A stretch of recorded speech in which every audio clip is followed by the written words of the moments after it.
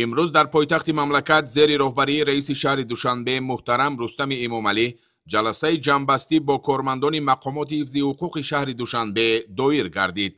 در کاری جلسه معاون یکم، معاونان، راهبری دستگاه رئیس شهر، سرداران واحدهای ساختاری دستگاه، رئیسان ناحیه‌های شهر، سرداران و کارمندان مقامات حفظ حقوق شهر دوشنبه و نمایندگان وسایط اخبار عامه اشتراک نمودند.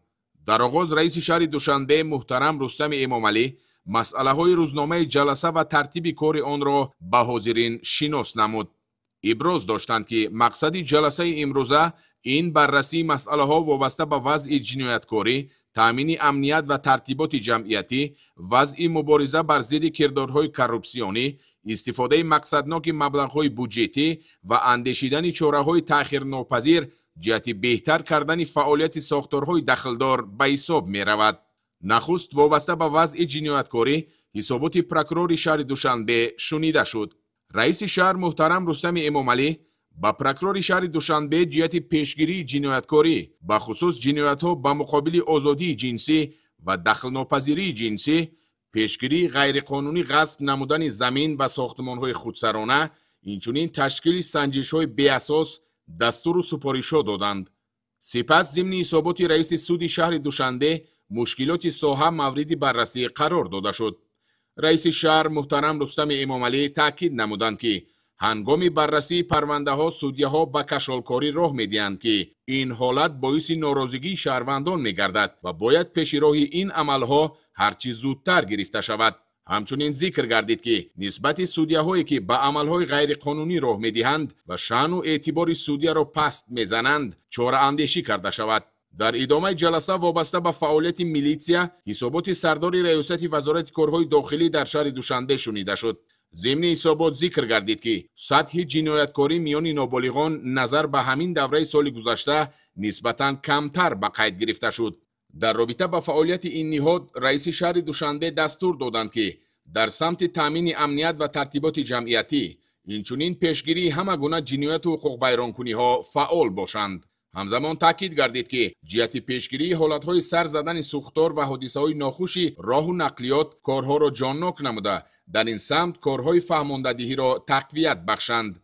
سپس ضمن حسابات سردار ریاست کمیته دولتی امنیت ملی در شهر دوشنبه رئیس شهر محترم رستم امامعلی از زیاد شدن شماره نفرانی که به گرفتن تعلیمات غیرقانونی دینی مشغولند اظهار نگرانی نمودند. قید کرده شد که در این دوره زیاده از 80% تعلیم گیرندگان را جوانان تا 30 ساله تشکیل می‌دهند که این خیلی تشویش‌آور است.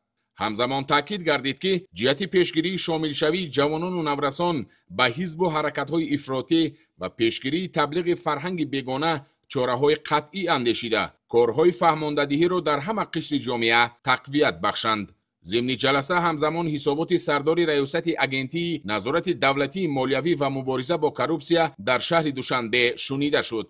وابسته به فعالیت اگنتی رئیس شهر دوشنبه محترم رستم امامعلی قید نمودند که یکی از وظیفه‌های اساسی مقامات این پیشگیری و کاهش دادن سطح عملهای کروپسیونی در جامعه به حساب می رود و دعوت به عمل آوردند که کارها را در این سمت بیش از پیش تقویت بخشند. در ادامه جلسه همچنین حسابات سردار ریاست منطقوی گمرکی در شهر دوشنبه، ریاست اگنتی نظارت مواد نشئه‌آور نزد پرزیدنت جمهوری تاجیکستان در شهر دوشنبه، ریاست کمیته حالتهای فوق‌العاده و مدافع گرجدنی در شهر دوشنبه و کمیسر حربی شهر دوشنبه شنیده شده وابسته به سمت فعالیت آنها دستور و سپارش‌ها داده شد. رئیس شهر دوشنبه محترم رستم امامعلی تاکید نمودند که موضوع اوج گرفتن دیگر ظهورات نامطلوب جامعه که به حیات و سلامتی اینچنین اخلاق معنوی شهروندان تأثیر منفی میرسانند نگران کننده بوده. پیشگیری این حالتها محض از فعالیت صادقانه کارمندان ساختارهای حفظ حقوق وابستگی زیاد دارد. همزمان تاکید گردید که جهت پیشگیری صادرشوی جنایت و دیگر حقوق ویرانکنی ها میان همه قشر جامعه کارهای فهماندهی را به راه مانده بهر تازه کردن صف کارمندان ساختارها از کادرهای تصادفی پیوسته چاره‌اندیشی نمایند. در آخر رئیس شهر دوشنبه محترم رستم امامعلی از حاضرین دعوت به عمل آوردند که بهر پست کردن سطح جنایتکاری و تأمین امنیت و ترتیبات جمعیتی برای فراهم آوردن فضای آرام و آسایشته تمام امکانیت‌های موجوده را سفربر نمایند.